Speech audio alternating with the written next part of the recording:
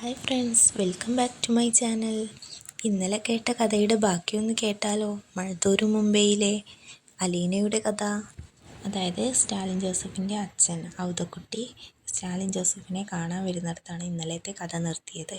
അലീനയെ കെട്ടിച്ച് വിടാൻ പറയാൻ വേണ്ടിയിട്ടാണ് അദ്ദേഹം വന്നത്. സ്റ്റാലിൻ ജോസഫിൻ്റെ കൂടെ അവളെ നിർത്തണ്ട, അവളൊരു അനാഥ പെണ്ണാണ്, അവളെ വേഗം പറഞ്ഞയക്കണം, അല്ലെങ്കിൽ അപമാനം, വഴക്ക്, വയ്യാവേലിയൊക്കെ ഉണ്ടാവും എന്നൊക്കെ പറഞ്ഞുകൊണ്ടാണ് സ്റ്റാലിൻ ജോസഫിൻ്റെ അച്ഛൻ നമ്മുടെ ഔതക്കുട്ടി സ്റ്റാലിൻ ജോസഫിനെ കാണാനായിട്ട് ബംഗ്ലാവിലെത്തിയത്.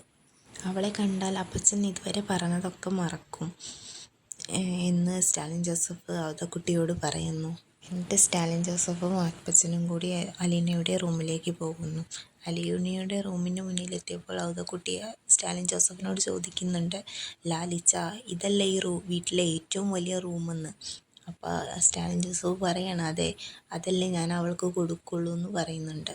അപ്പോൾ ഔതക്കുട്ടി പറയാണ്, അട്ടയെ പിടിച്ച് മെത്തയെ കിടത്തിയാൽ കിടക്കില്ല എന്ന്. അത് പറഞ്ഞിട്ട് അവൾ റൂമിലേക്ക് കയറുകയാണ്. അവളെ അവിടെ കാണുന്നില്ല.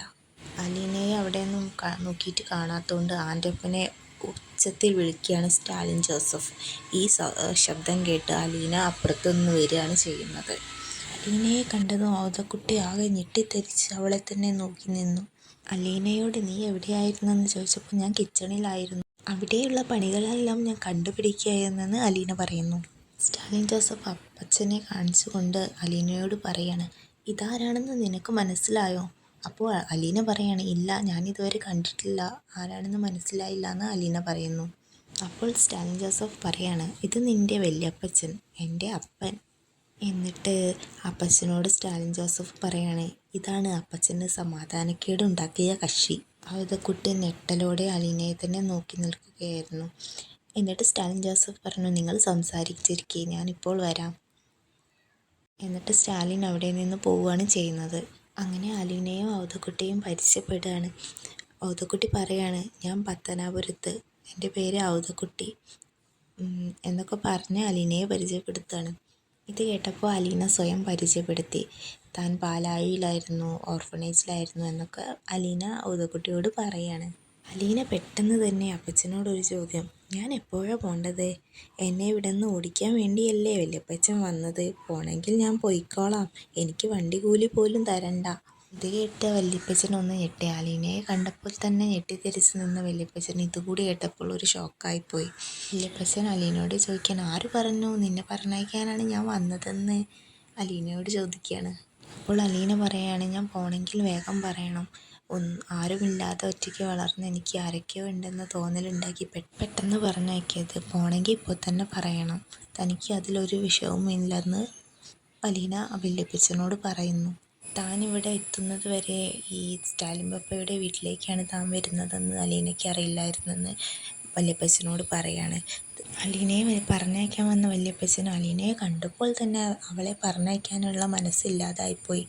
താനിവിടെ നിന്നതുകൊണ്ട് സ്റ്റാലിൻ പപ്പയ്ക്കും വീട്ടുകാർക്കും അതൊരു ബുദ്ധിമുട്ടാവുമെന്ന് അലീന പറയുന്നു. സ്റ്റാലിൻ പപ്പയുടെ ഭാര്യ, മക്കൾ, കുടുംബക്കാർ, പള്ളിക്കാർ, അങ്ങനെ എല്ലാവരുടെ ചോദ്യങ്ങളും ഉണ്ടാവും. പെട്ടെന്നായിരുന്നു അലീനയുടെ ചോദ്യം, വല്യപ്പച്ചന് കുടിക്കാൻ എന്തെങ്കിലും തരട്ടെ എന്ന്, ചായ, കാപ്പി. അപ്പോൾ ഔതക്കുട്ടി പറയാണ്, കുടിക്കാനൊക്കെ ലാലിച്ചൻ തന്നു. അപ്പോൾ അലീന ചോദിക്കുകയാണ്, ആരാ ഈ ലാലിച്ചൻ എന്ന പേര് സ്റ്റാലിൻ ജോസഫിന് ഇട്ടതെന്ന് ചോദിക്കുകയാണ്. അപ്പോൾ ഔതക്കുട്ടി പറയാണ്, ചിന്നമ്മ ഇട്ട പേരാണ് ലാലിച്ചൻ, പാവം മരിച്ചു പോയി.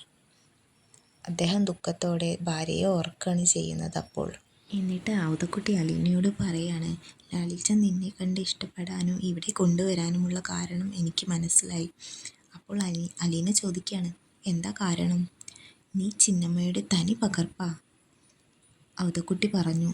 ഇത് കേട്ട് അലീന ചിരിച്ചു. എന്നിട്ട് ഔതക്കുട്ടി പറയാണ്, എനിക്ക് കുടിക്കാൻ എന്തെങ്കിലും താ. അപ്പോൾ അലീന പറഞ്ഞു, വല്യപ്പച്ചന് ചായ ഞാനിട്ട് തരാം, ചായയോ കാപ്പിയോ എന്താ വേണ്ടതെന്ന് അലീന ചോദിക്കുന്നു. അപ്പോൾ ഔതക്കുട്ടി പറയണേ, ഒരു ചായ ഇട്ട് താന്ന്. എന്നിട്ട് അവർ അടുക്കളയ്ക്ക് പോയി. അങ്ങനെ അവർ അടുക്കളയിലെത്തി. അവിടെ സ്റ്റാലിൻ ജോസഫിൻ്റെ പാചകക്കാരൻ അടുക്കള പണിയിലായിരുന്നു.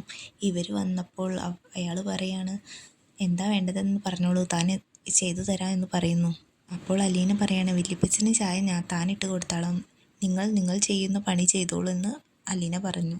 അങ്ങനെ അലീന വല്യപ്പച്ചനൊരു കിടിലൻ ചായ ഇട്ട് കൊടുക്കുന്നു. ആ ചായയിൽ തന്നെ നമ്മുടെ ഔതക്കുട്ടി ഫ്ലാറ്റ്. അദ്ദേഹത്തിന് അലീനയെ പോലെ തന്നെ അവളുടെ ചായയും വളരെ ഇഷ്ടപ്പെട്ടു. ഇനി വല്യപ്പച്ചൻ വരുമ്പോഴും താൻ ഇതുപോലെ ചായ ഇട്ട് തരാമെന്ന് അലീന പറയുന്നു.